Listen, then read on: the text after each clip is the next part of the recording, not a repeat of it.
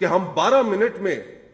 ایک شخص کو ایکسٹینشن دینے کے لیے اس کے قانون پر قومی اسمبلی اور سینٹ اکٹھی ہو سکتی ہیں، لیکن آپ لوگوں کے مسائل کو حل کرنے کے لیے وہ اکٹھی نہیں ہو سکتی۔ دوستو، نہ تو اس ملک میں جمہوریت ہے اور نہ ہی اس ملک میں انسانی حقوق ہے۔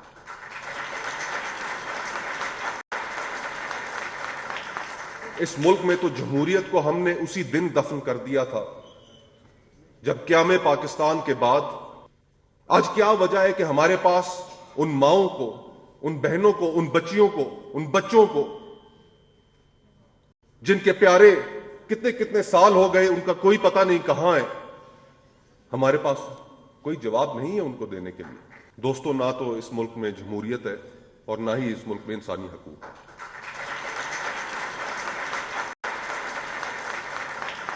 اس ملک میں تو جمہوریت کو ہم نے اسی دن دفن کر دیا تھا جب قیام پاکستان کے بعد ہم نے اس ملک کو آئین دینے میں ناکامی دکھائی،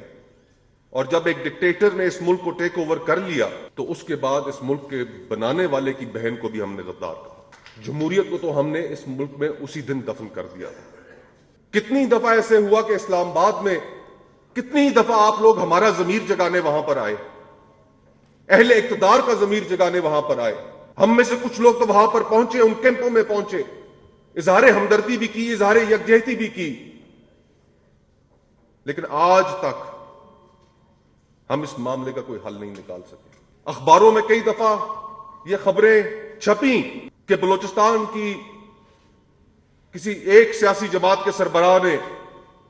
حکومت کے ساتھ نیگوسیشن میں درجنوں یا سینکڑوں لوگ مسنگ پرسنز برآمد کرا لیے۔ وہ کرا تو لیے،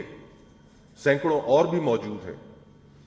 لیکن کبھی یہ سوال اس معاشرے میں اٹھا کہ آخر وہ لوگ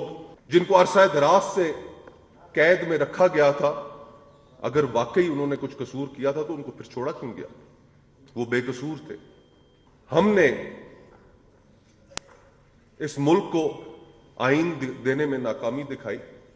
اور جب ایک ڈکٹیٹر نے اس ملک کو ٹیک اوور کر لیا تو اس کے بعد اس ملک کے بنانے والے کی بہن کو بھی ہم نے غدار کہا۔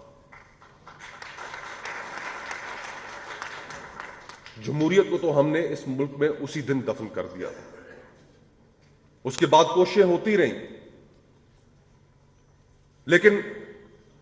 ان 75 سالوں میں آخر ہم نے کیا سبق سیکھا؟ بھارت اور پاکستان ایک ساتھ آزاد ہوئے۔ جس وقت پاکستان کے اندر پہلے الیکشنز ہونے جا رہے تھے ایڈلٹ فرینچائز کے تحت، اس وقت انڈیا میں 4 الیکشنز ہو چکے تھے، 3 پارلیمنٹس ان کی اپنی ٹرم مکمل کر چکی تھی، اور ہمارے ہاں پہلا الیکشن ہونے جا رہا تھا۔ پہلے دن سے یہ فیصلہ کر لیا گیا تھا کہ اس ملک میں جمہوریت کو نہیں پنپنے دینا، اور یہ کنٹینیوس ڈی جنریشن ہے جو آج ہم دیکھ رہے ہیں کہ سیاسی جماعتیں لوگوں کے مسائل سے ہٹ کر صرف اور صرف اقتدار کی خواہش اور پاور پالیٹکس میں بری طرح الجھ چکی ہیں۔ ایک بڑے سامنے کے بعد ایک آئین تیار کیا، اس آئین بنانے والے کے ساتھ ہم نے کیا کیا؟ اور یہ سبز کتاب جس کو ہم آئین کہتے ہیں، یقین مانیے اس میں آرٹیکل 8 سے لے کر 28 تک ہی آئین ہے۔ اس کے بعد کی جو ساری گفتگو ہے کہ قومی اسمبلی کیسے ہوگی، اس کے الیکشنز کیسے ہوں گے، آڈیٹر جنرل کا آفس کیا ہوگا، سپریم کورٹ کیسے ہوگی، ان 8 سے لے کر 28 شکوں کے اوپر جو انسانی حقوق کی ضمانت ہے اس ملک میں، ان پر ہم نے کتنا عمل کیا؟ آج بلوچستان میں جس محفل میں آپ جائیں، جس جگہ آپ جائیں، کہیں آپ سنجیدہ گفتگو کا انعقاد کریں تو سوالات ابھر کر آپ کے سامنے آ جاتے ہیں۔ آج کیا وجہ ہے کہ ہمارے پاس ان ماؤں کو، ان بہنوں کو، ان بچیوں کو، ان بچوں کو جن کے پیارے کتنے کتنے سال ہو گئے، ان کا کوئی پتہ نہیں کہاں ہے، ہمارے پاس کوئی جواب نہیں ہے ان کو دینے کے لیے؟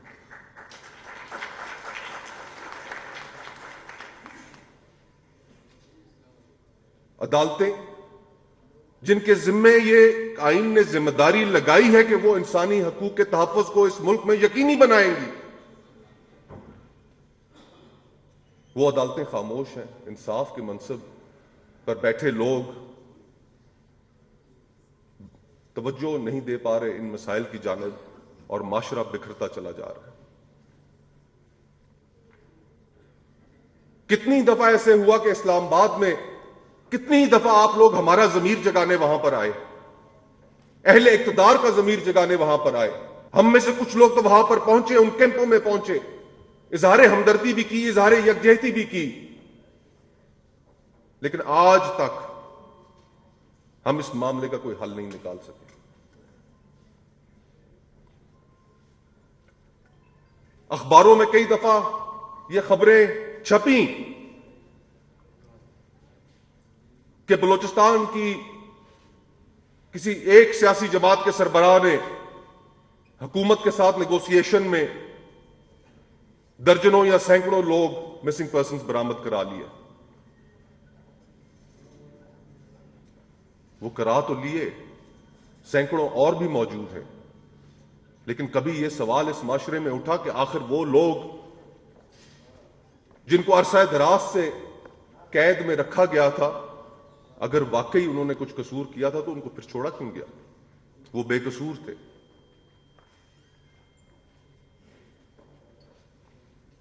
اس ملک میں ہم نے تو کوئی ایسا موقع نہیں جانے دیا کہ جس میں ہم نے اس ملک کے شہریوں کو اس ملک سے دور کرنے کی کوشش نہ کی ہو۔ اور حالات کی سنگینی کو مد نظر رکھتے ہوئے ہم جو دوست آج یہاں پر آپ کے سامنے موجود ہیں، اسی سوچ کو لے کر نکلے ہیں کہ ہم اس ملک کے ہر دارالخلافہ میں وہاں پر سیمینارز کریں گے۔ جو گفتگو لوگوں سے تعلق رکھتی ہے، ان کے مسائل سے تعلق رکھتی ہے، اس کو ابھاریں گے، لوگوں کو ایک موقع دیں گے کہ وہ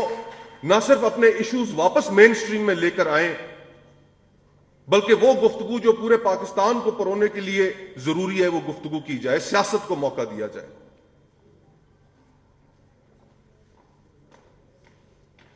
اب یہاں اگر اس ملک میں مزید اسٹیبلشمنٹ کی پالیٹکس کے اندر جو انوالومنٹ ہے، اس کو یقین مانے ہم نے اگر دور نہ کیا، لوگوں کے مسائل پر گفتگو نہ کی، سیاست کو آگے بڑھنے کا موقع نہ دیا، لوگوں کے انسانی حقوق کی پرواہ نہ کی، تو پھر ہمارے پاس وقت بہت کم رہ جائے گا۔ ہم ایک امپلوژن کی طرف بڑھتے چلے جا رہے ہیں۔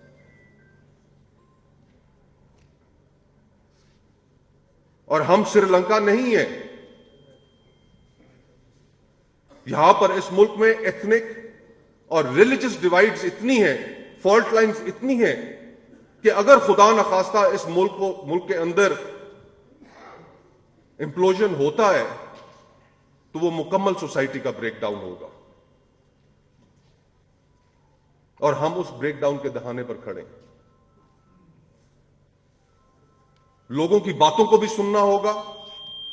اپنے اندر یہ حوصلہ بھی پیدا کرنا ہوگا کہ نہ صرف ہم نے ان کی گفتگو کو سننا ہے، بلکہ